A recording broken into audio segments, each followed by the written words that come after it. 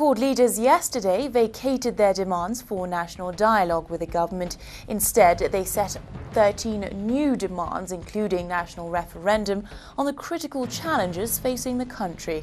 The leaders were speaking during the Saba rally in Uhuru Park, which was characterized by heavy deployment of anti-riot police, while our reporter Hesman Mugambi sat with a political analyst to analyze the viability of some of the demands by the CORD coalition and filed the following report. The Grand Saba rally at Nairobi's Uhuru Park went on peacefully without any major incidents. 15,000 security agents were on standby. This was the final rally by the CORD coalition after a series of nationwide rallies to push the Jubilee administration to accept dialogue. The Jubilee administration stood their ground, saying dialogue must be held within the constitutional framework. As thousands of CORD supporters stand up, there was an expectant mood all over the park for a major announcement from the CORD leaders. Some say the expectations might not have been met by the new set of demands. This was going to be the mother of all rallies, and therefore they were going to make decisions that maybe one would have thought would have simply made government coil back and maybe even the president take off from State House. But it appears the president was very comfortable going about his duties, inspecting development. He wasn't worried. So in that respect, then it was an anticlimax. It was, perhaps not what many of the supporters may have been hoping for. CORD leaders read a 13-point declaration as their way forward. Among the declarations was the formation of a new movement called Okoa Kenya that is to defend the constitution and protect the democratic gains achieved so far. Therefore, asserting our sovereignty as the people and our right to exercise the sovereign power directly, the Jubilee administration having refused to accede to our plea for national dialogue, we now therefore resolve as follows. The Coalition for Reforms and Democracy made a number of demands, one of them being the referendum. Is this a realistic kind of call? It is realistic, but the question is it necessary? And the answer to that could be no.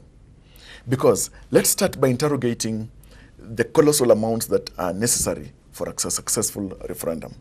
That kind of money can be used to, spruce up various sectors in this country, whether it's health or even education, or whatever kind of sector.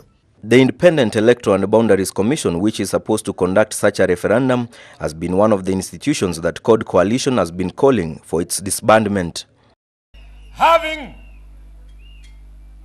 lost all the confidence in the Independent Electoral and Boundaries Commission, do now demand its immediate disbandment and the establishment of a new electoral board, so as to preside over the referendum, and the referendum in question shall not be presided over by the IEBC, but an international organization that will be convened by the UN. Demonstrated their faith in international institutions, requesting, for example, if the United Nations could step in to conduct the referendum.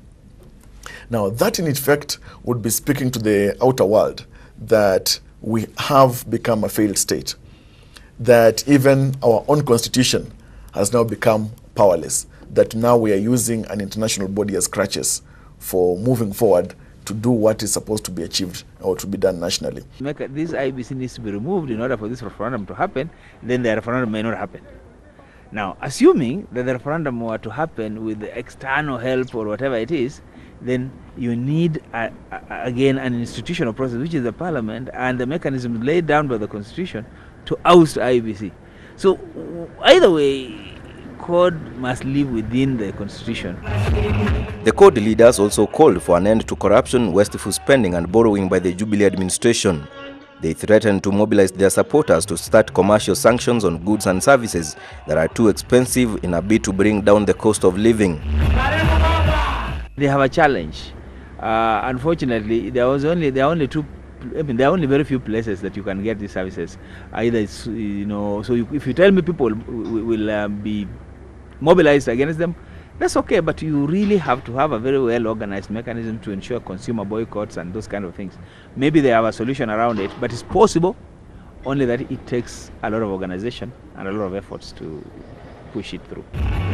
The new set of demands, which include the audit of public appointments, national resources, land reforms, insecurity and the return of Kenyan soldiers from Somalia, seems to set a new round of heightened political activity in Kenya.